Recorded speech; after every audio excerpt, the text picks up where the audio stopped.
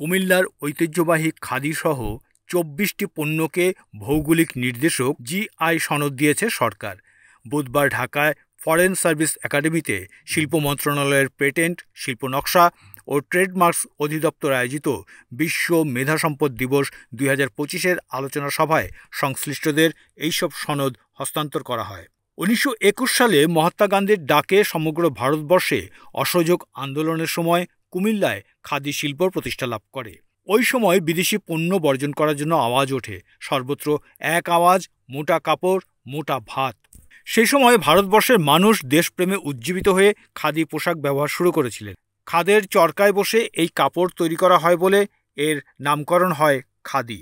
শুরুতে মহাত্মা গান্ধী নিজেও কুমিল্লায় এসে খাদের চরকায় বসে খাদি কাপড় তৈরিতে উৎসাহ দেন। ১৯৪৭ সালে দেশভাগের পর ভারত পৃষ্ঠপোষকতা প্রত্যাহার করে নিলে কুমিল্লার খাদি শিল্প সংকটে পড়ে। এই শিল্পকে টিকিয়ে রাখতে হাল ধরেন বাংলাদেশ পল্লী উন্নয়ন একাডেমি বার্ডের প্রতিষ্ঠাতা আক্তার হামিদ খান। কুমিল্লা নগরের কান্দিরপাড় এলাকার রামঘাটলা থেকে শুরু করে রাজগঞ্জ পর্যন্ত অন্তত ৩০০ খাদি পোশাকের দোকান গড়ে উঠেছে। শৈল্পিক ছোঁয়ায় কুমিল্লার খাদি এখন দেশ বিদেশে বেশ সমাদৃত। পৃথিবীর যেখানে বাঙালি কমিউনিটি আছে সেখানে খাদি কাপড়ের প্রসার ঘটেছে। কুমিল্লায় যেসব বিদেশি আসেন তারাও খাদি কাপড় কিনছেন। এটি হাতে তৈরি কাপড় হওয়ায় পরে ন্যাচারাল ফিল পাওয়া যায়। কুমিল্লার কারিগররা তাদের অনন্য দক্ষতার মাধ্যমে খাদিকে একটি শিল্পে রূপান্তরিত করেছেন। এই স্বীকৃতির ফলে কুমিল্লার খাদি পণ্যের বিপণন ও রপ্তানির সুযোগ আরও বৃদ্ধি পাবে।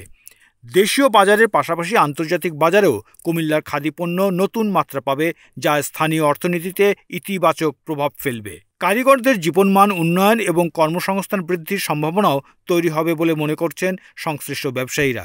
ঐতিহ্যের খাদিতে এখন লেগেছে আধুনিকতা ও নান্দনিকতার ছোঁয়া। জেলা প্রশাসনের দীর্ঘ প্রচেষ্টায় গত বছর কুমিল্লার রসমালাই জিআই তালিকায় অন্তর্ভুক্ত হয়। কুমিল্লার খাদি ও বিজয়পুরের মৃৎশিল্পের জিআই স্বীকৃতির জন্য তখন থেকেই কাজ শুরু হয়। কুমিল্লার ব্র্যান্ড হিসেবে পরিচিত ৩টি পণ্যের মধ্যে ২টি জিআই পণ্যের স্বীকৃতি পেয়েছে। যে একটি বাকি আছে সেটিও দ্রুত সময়ের মধ্যে স্বীকৃতি পাবে বলে সবাই আশাবাদী।